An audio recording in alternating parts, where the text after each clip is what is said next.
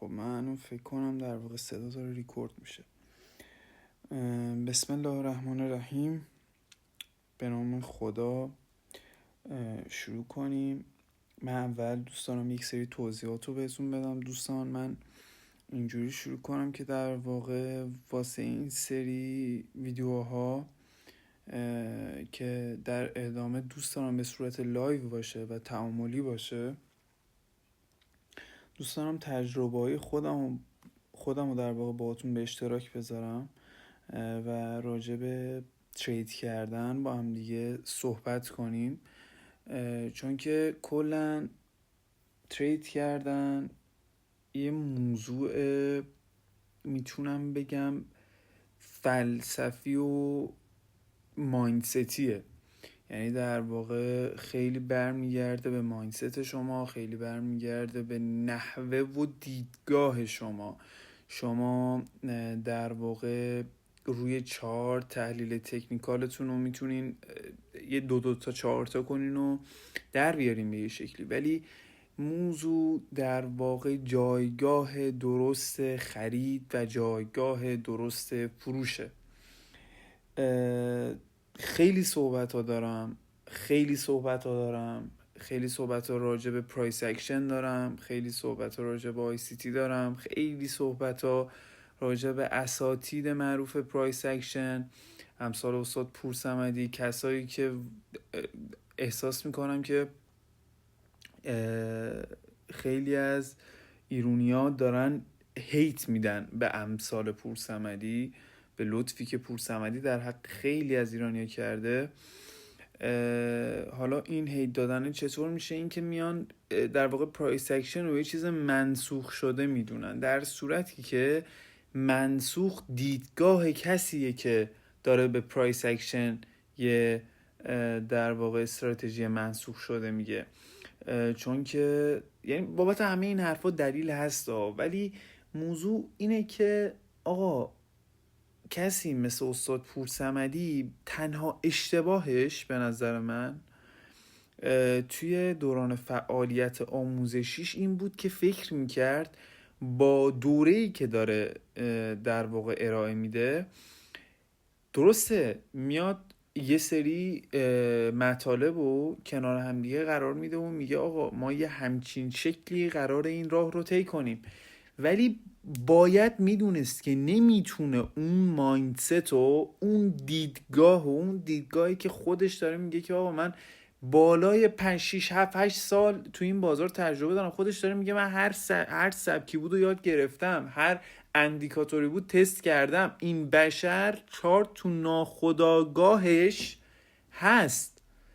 اینو متوجه که 100% میشد، واقعا دوست ندارم این کلمه رو بیکار ببرم، شاید واقعا نتونست به مردم بگه که آقا شما چیزی که بیشتر نیاز دارین دیدگاه شخصیتونه نسبت به چارت، نه اینکه شما در بیان هر جا پینبار، هر جا EMA 20، هر جا نمیدونم خط روند و در واقع شما بیاین ترید کنید.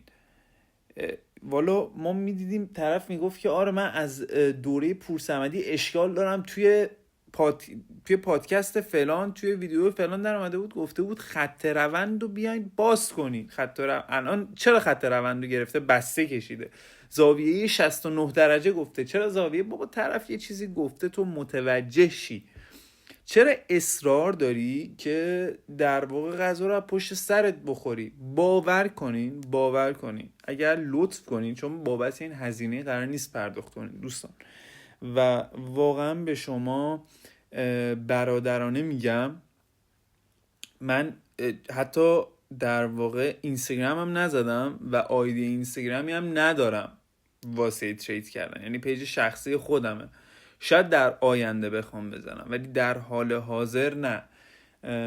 و واقعا دنبال این نیستم که منو بشناسن، دوست دارم فقط دیدگاه خودمو به جامعه تریدینگ ایران تزریق کنم که شاید از هزاران نفری که ترید دارن میکنن تو ایران 5 نفر از دیدگاهم خوششون بیاد و در واقع تو یک مسیر با هم قدم برداریم و ترید کنیم. که داشتم میگفتم که این لایوا رو که میگم یه 2-3 تا ویدیو میذارم، اون کسایی که در واقع احساس میکنم مطالب براشون مفیده یه دونه ساعت لایو یوتیوب مشخص میکنیم و در واقع دوست دارم به صورت لایو داخل یوتیوب باشه، چون دوست ندارم در واقع این مطالب به صورت ویدیو خیلی بی ارزش جلوه کنه که هر کی خواست بره ببینه. دوست ندارم اینجوری باشه، دوست دارم به صورت لایو باشه و لازم باشه یه فصل و یه سرفصل و هزاران هزار بار من دوره میکنم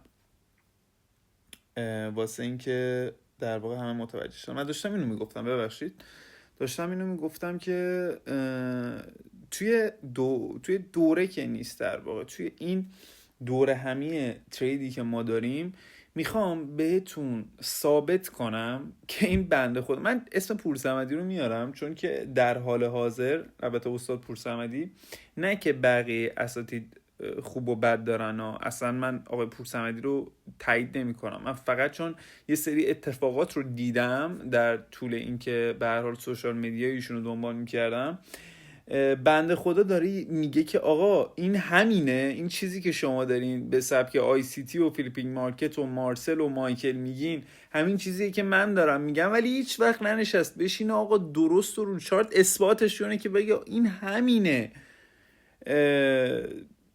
نمیدونم، در واقع واسه من که جفت طرف بازار بودم واقعا هیچ کدوم فرقی ندارن، جفتشون درستن، جفتشون یه چیزو دارن میگن، اصلا کلا فلسفهشون یه چیزه و مطمئن باشین اگر روشی غلط بود، اگر روشی جواب نمیداد، انقدر در واقع لیک نمیشد، انقدر پاپ نمیشد که خیلی از کشورها بخوام با اون سبک کار کنن. همه سبک‌های ترید درستن، همشون، از همشون در واقع میشه به سوددهی رسید، فقط و فقط و فقط بحث مایندست درست از بازاره. من کجا بخرم، من کجا بفروشم. شما اگر جای درست خرید و فروش رو پیدا کنید که نقطه ورود گرفتن یه سری واقعا به نظر من شخصیه و در واقع اصلا یه فلسفه خیلی بزرگیه تو تریدینگ، فقط سر نقطه ورود که آقا من نقطه ورودمو چجوری بگیرم، با تاییدیه بگیرم، بی تاییدیه بگیرم، EMA برام بشونه، SMA برام بشونه، اندیکاتور بهم تاییدیه بده، پین بار ببینم، اینگالف ببینم، هزار تا موضوع سرش هست. اما بحث اینه که شما بدونین آقا بازار رو که باز میکنین من امروز میخواهم بخرم یا بفروشم، اگر فلان بشه من از خریدم صرف نظر میکنم و پی فروشم میرم و اگر بسان بشه من در واقع خلاف اینو انجام میدم. خب مجدداً بسم الله الرحمن الرحیم، دوباره یه به نام خدا بگیم و من یه دونه نوت درست کردم داخل، در واقع نوتم درست نکردم، پس بیایم با هم درست کنیم. یه دونه نوت میخوایم، شکلش هم اینجوری باشه، اسمش هم میذاریم ترید، همینجا هم کرییتش میکنیم. خب یه همچین صفحه‌ای برام باز شد. من میخوایم در واقع یک سری موضوعات رو که من ببینم صدام هم داره ریکورد میشه دیگه، بله، یک سری موضوعاتی که قراره باش آشناشیم و من میخوام در واقع براتون بنویسم و بدونین که قرار روال کار به چه صورت باشه. واقعا دوست دارم فیدبکتون رو بگیرم، ببینم واقعا با چه جامعه‌ای من دارم تعامل میکنم و بحث از این که چه جامعه‌ای توهین به هیچ کس نیست، من فقط میخوام بدونم هر نفر چه دیدگاهی روی چارت داره و اینکه اصلا هم بهتون بگم فرقی نداره شما دارین روی حساب ریلتون کار میکنین، شما دارین روی حساب پراپتون کار میکنین، طرف در میاد به شما میگه که آره مدیریت سرمایه مخصوص پراپ باید داشته باشین، مدیریت سرمایه ببینید شما اگر بخواین اصولی ترید کنین، اصولی ترید کنید، ببینید یه دونه جنبه ریسک داریم که طرف میگه آقا من 25 صدم، یکی میگه 0.5%، یکی میگه 1%، یکی میگه 2%، یکی میگه 5%. آقا نظر شخصی خودشه ولی بحث اصول معاملاتی که پیش میاد هیچ فرقی نداره شما داخل پراپ بخواین ترید کنین یا داخل اکانت ریل بخواین ترید کنین.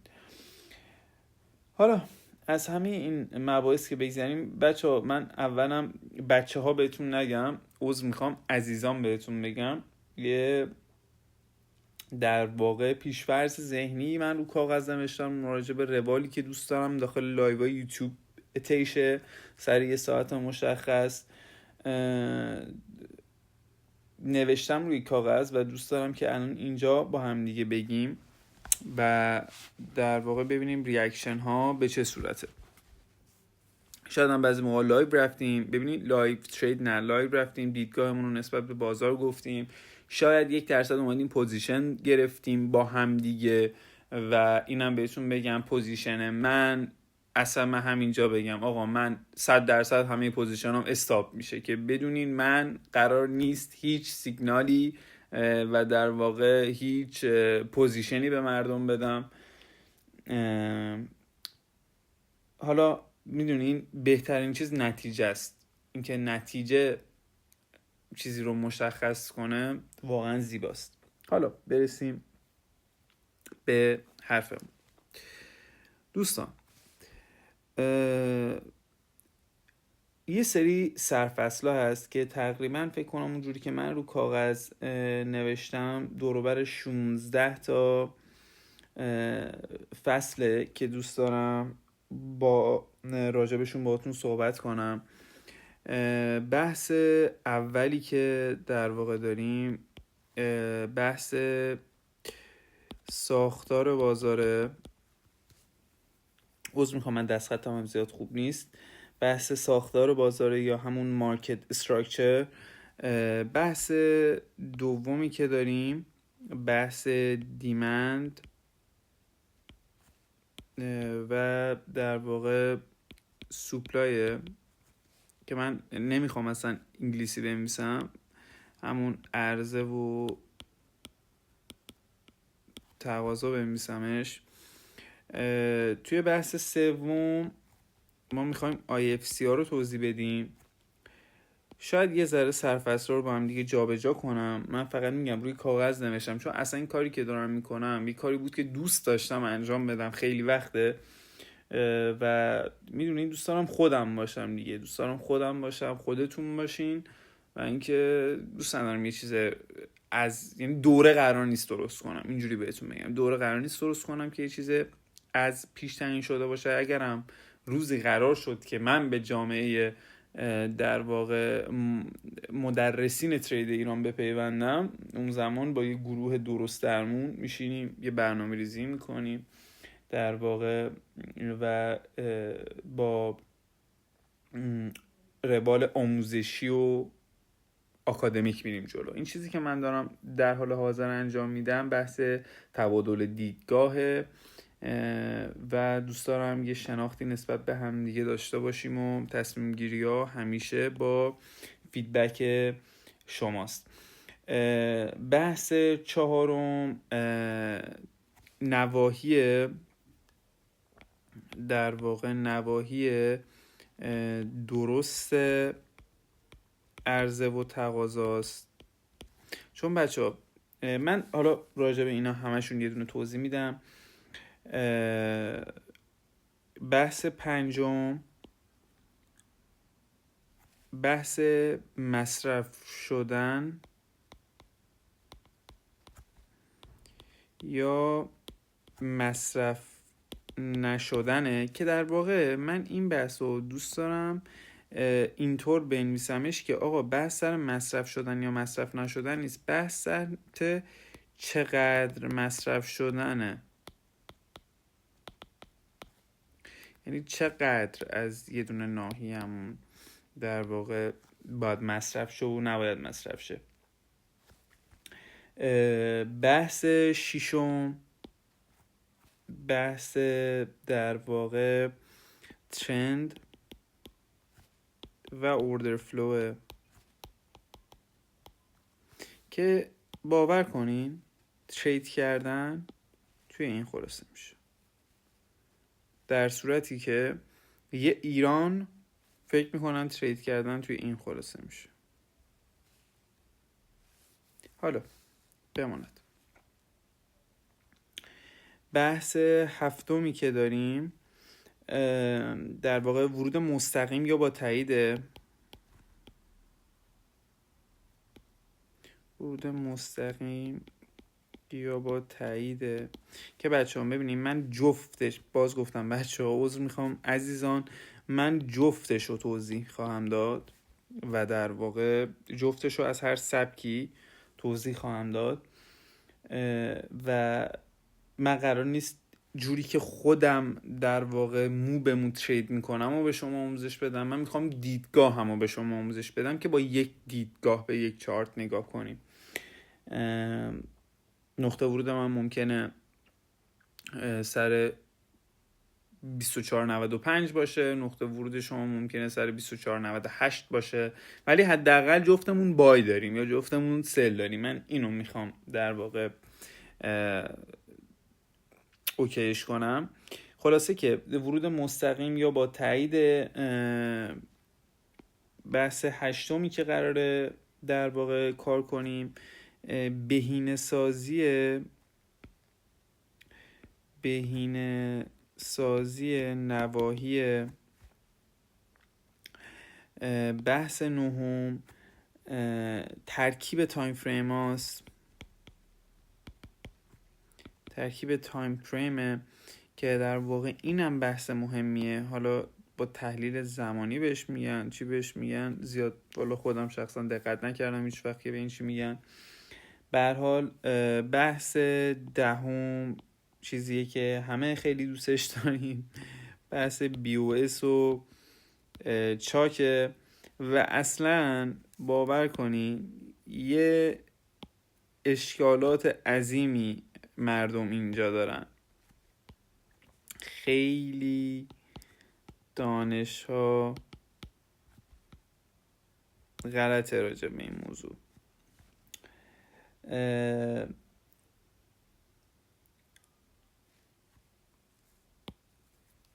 بحث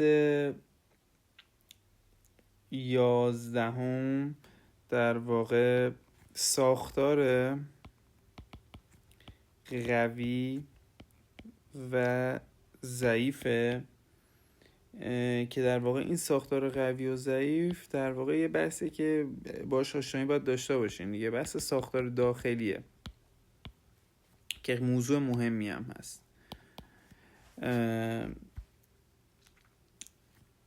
12 چیزی که کل تریدرهای ایران فکر میکنن به دنبالشن، یعنی فکر میکنن دارن شکار میشن توسط نقدینگی،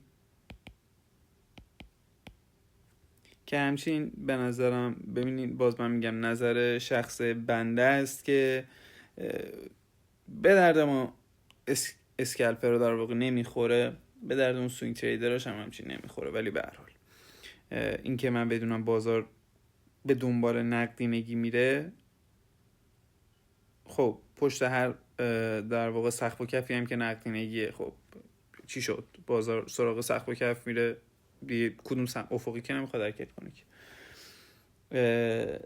بحث 13 رو داریم که بحث انواع نقدینگیه که من باشم اصلا کلا این دوتا رو نمیگم، ولی میگم که همه اون دیدگاه رو داشته باشن. و بحث 14 نقدینگی ترکیبیه. 15 من دور اینا رو دایره نکشیدم. بحث 15 اینه که این هم خیلی مهمه، کدام طرف بازار رو باید ترید کنیم.